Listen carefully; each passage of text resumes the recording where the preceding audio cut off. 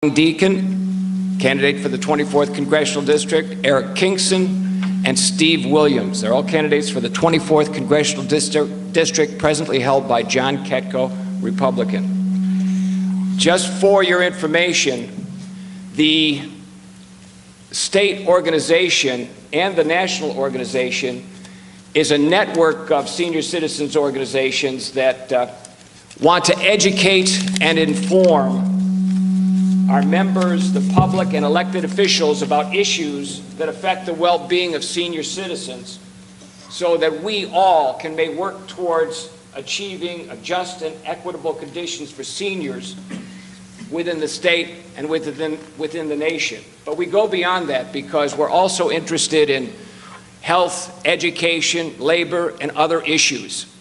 And so what I would like to do right now is to have each candidate introduce themselves. And as they do so, I'm going to have each candidate tell a little bit about themselves, their biography, their reason for running, and their path to victory, and any other things that they feel that they want to support, are in favor of, or things that they're against. We'll start with Colleen Deacon. Do you want me to sit here, or should I come up there? Or? You can do whatever you want. I can stay right here? Yep. The only thing is all the wires up here are intertwined. It's going to be difficult. All right, great. Well, thanks so much, Bill, for having us this morning. I'm so excited to have an opportunity to speak to all of you and tell you a little bit more about myself and my campaign. For those of you that don't know me, my name is Colleen Deacon, and I'm running for Congress because I have seen firsthand how the issues in front of Congress affect real people and real people's lives, and I want to go to Congress to make a difference. You know, I think what we see in Washington right now is not working.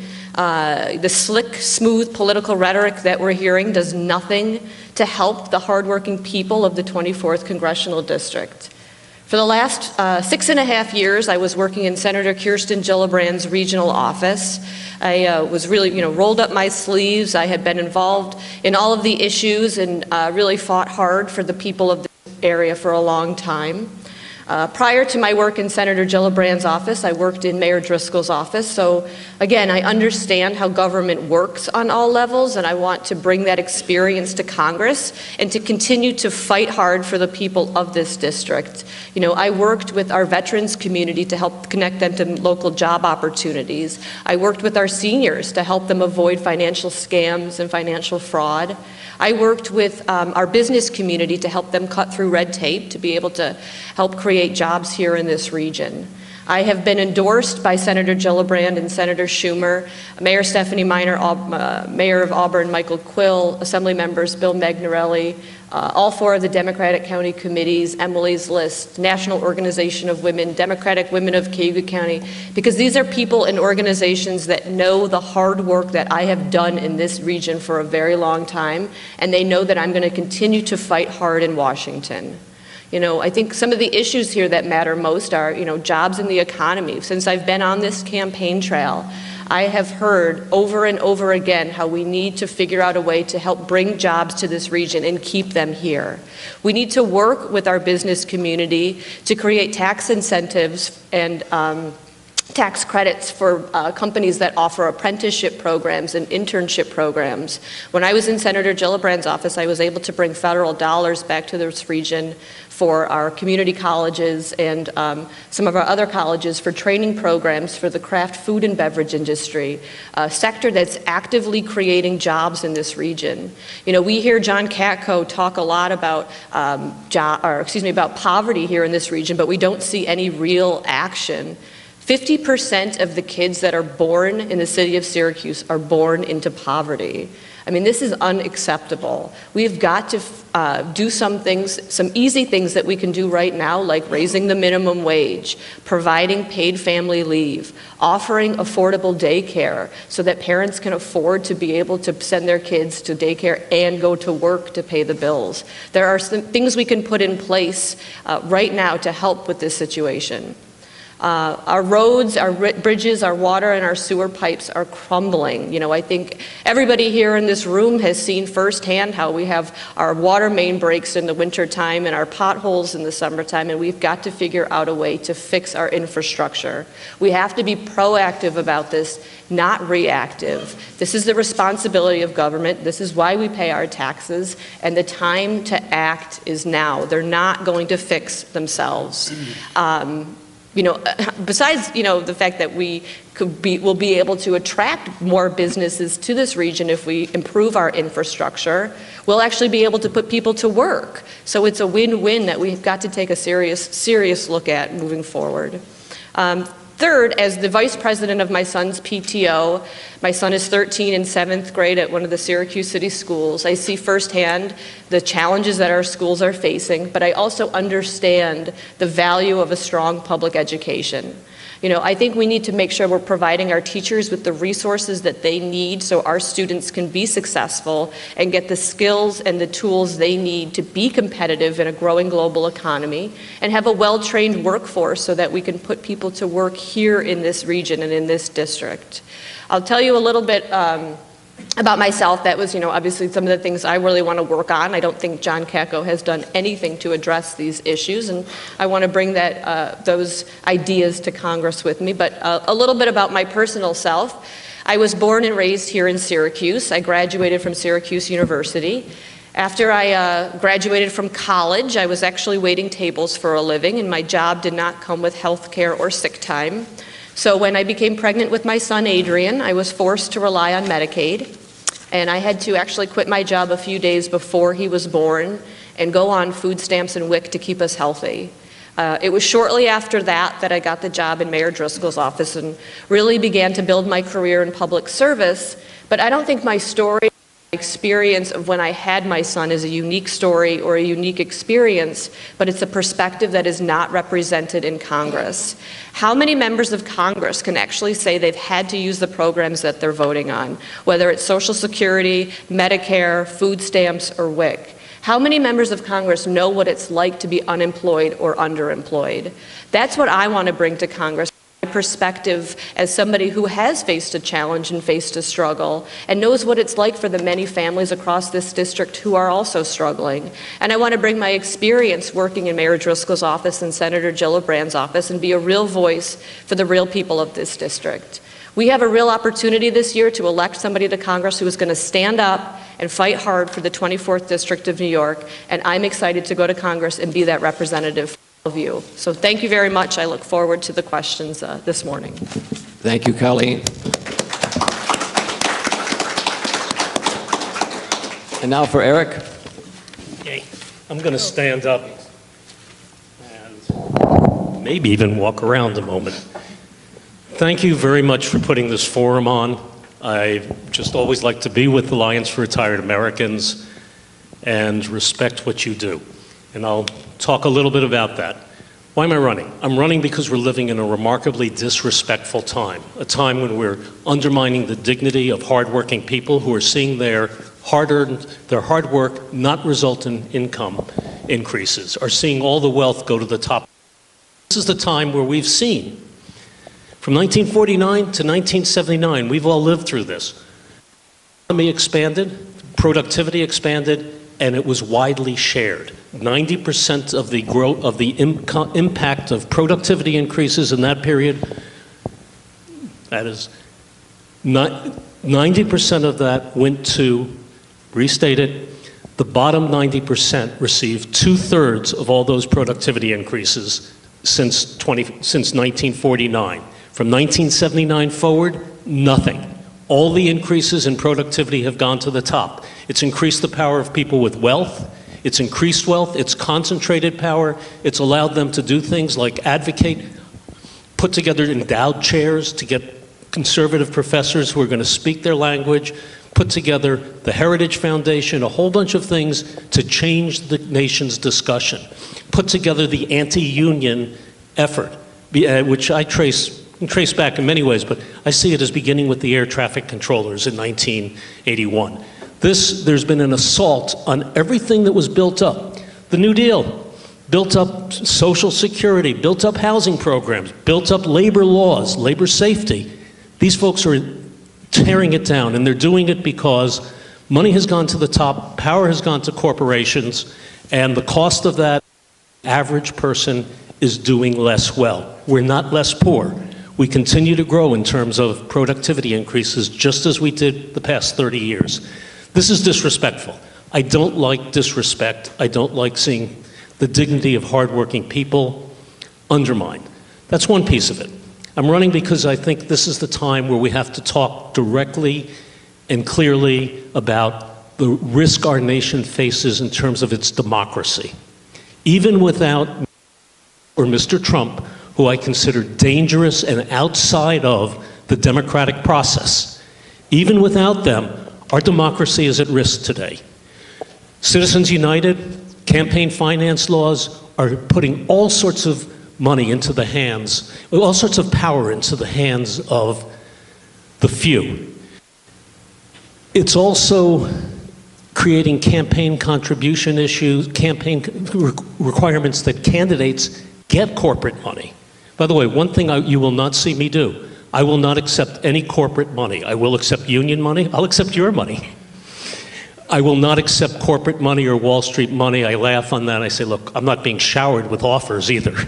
But once someone wins this primary, there will be offers. I will not accept it. I'll tell you something else I'm not going to do.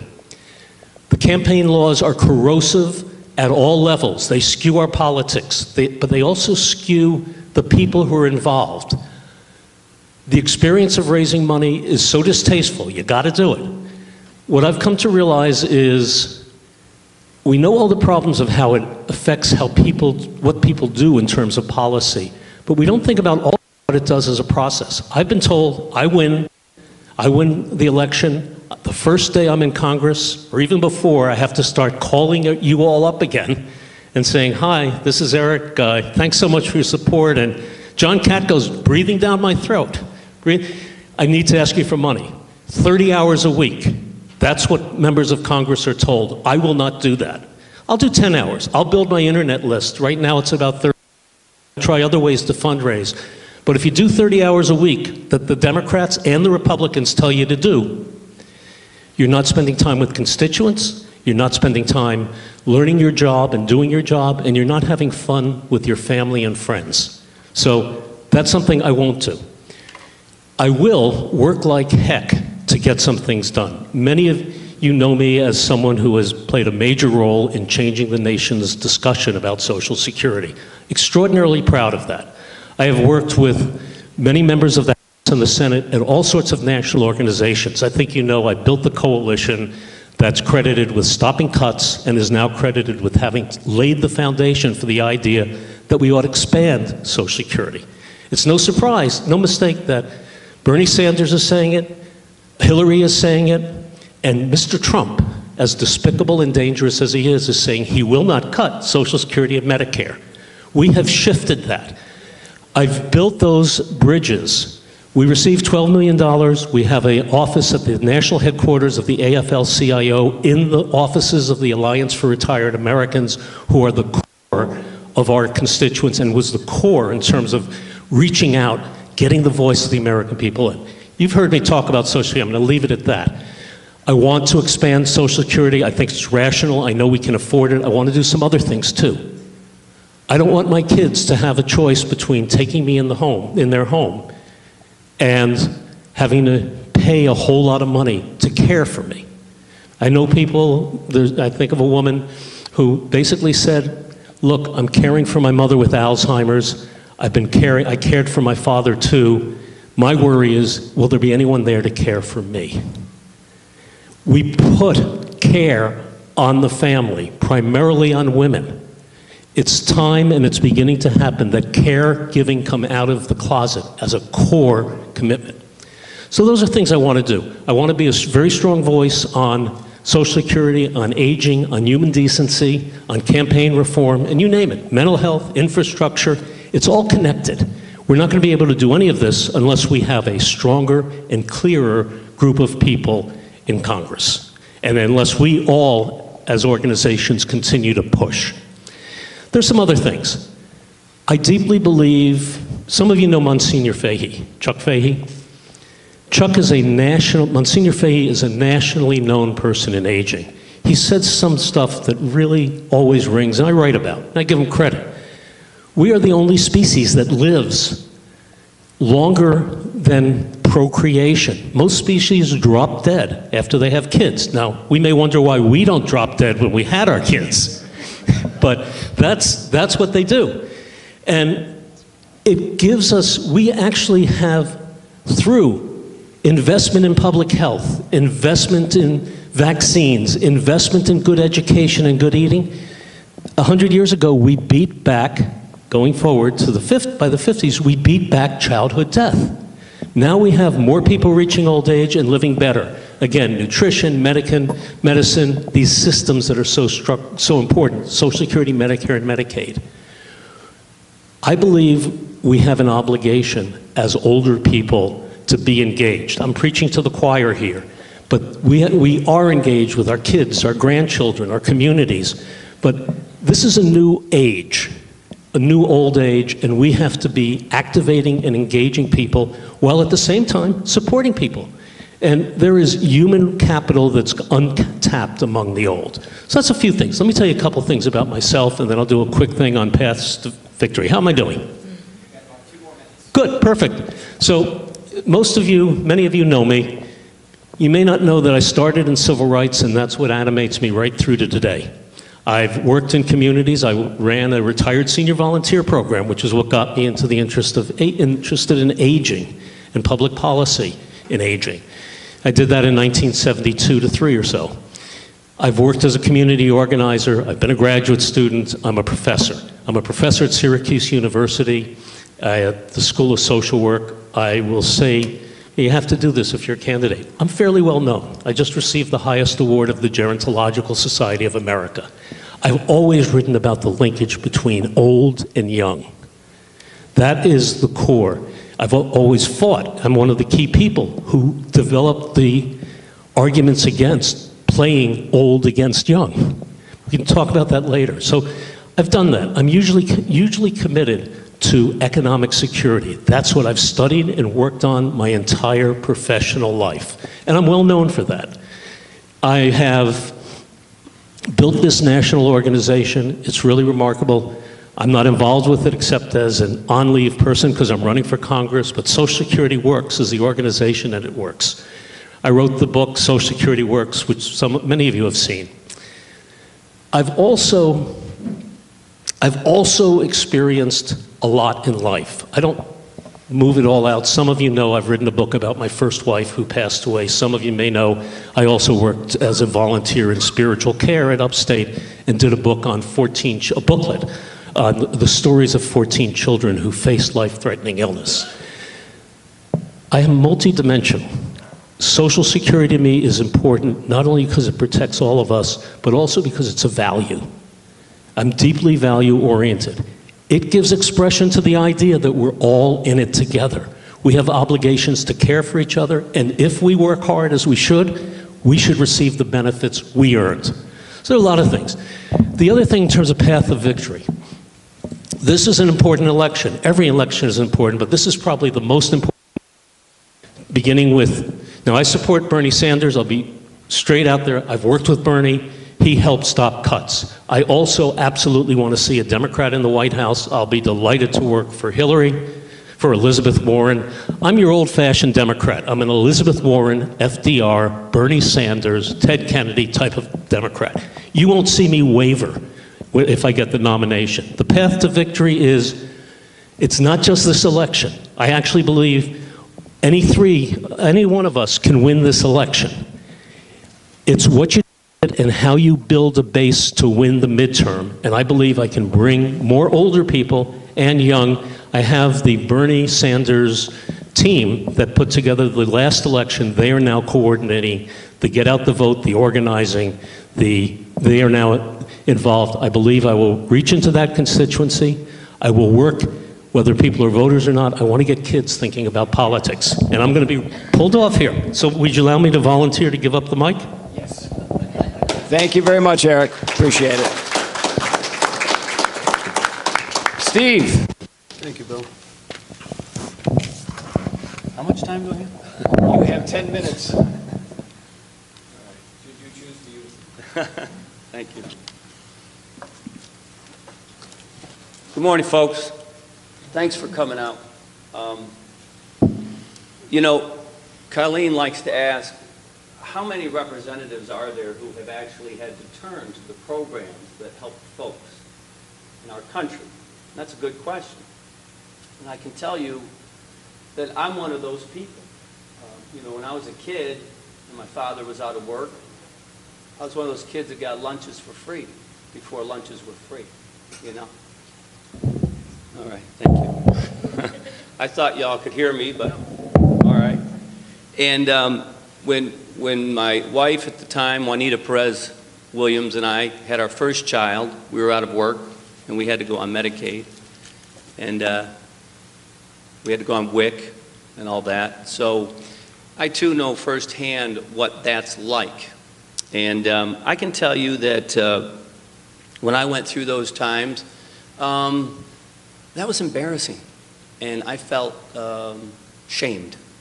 And I promised myself I would get out of that situation and never, ever, ever have to go through that again. To go down to those public service, public assistance offices and wait in endless lines. I promised myself that would never happen again. But I also promised myself I would never forget what it's like to be in that situation. And I haven't. And that's one reason I've been a Democrat my entire life. And although I have gained considerable success, I will never forget where I came from, and I will always be a Democrat. Now, I can tell you that as a matter of background, and some of you have heard this story if you've heard me speak before, but my father dropped out of high school to fight in World War II because the Japanese had bombed Pearl Harbor.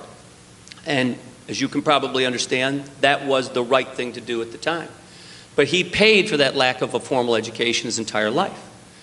I'm originally from Buffalo, where my father worked in manufacturing. He got laid off there when I was a kid. He was unemployed for a couple of years, and those were hard times. There are 5 kids in my family. He then eventually got a job working in a mill up in the Adirondacks, so we moved there. And then he got laid off from that job and was unemployed for a couple of years, now in his 50s. And then ultimately he got a job working in a mill down in the Capital District area, so we moved down there. Now, my family couldn't afford to send me to a 4-year college, so I worked framing houses and went to Hudson Valley Community College. And after that, I put myself through Cortland State right down the road. And from there, I went to law school, and I put myself through law school. And I accumulated an immense amount of student loans. I can tell you that my wife and I were paying $1,700 a month when we got out of law school. Yeah, it was more than the mortgage. It was more than any other payment we had. I mean, it was ridiculous, and I'll tell you that's something we need to work on in this country. But in any event, I decided to join the Navy because of my father.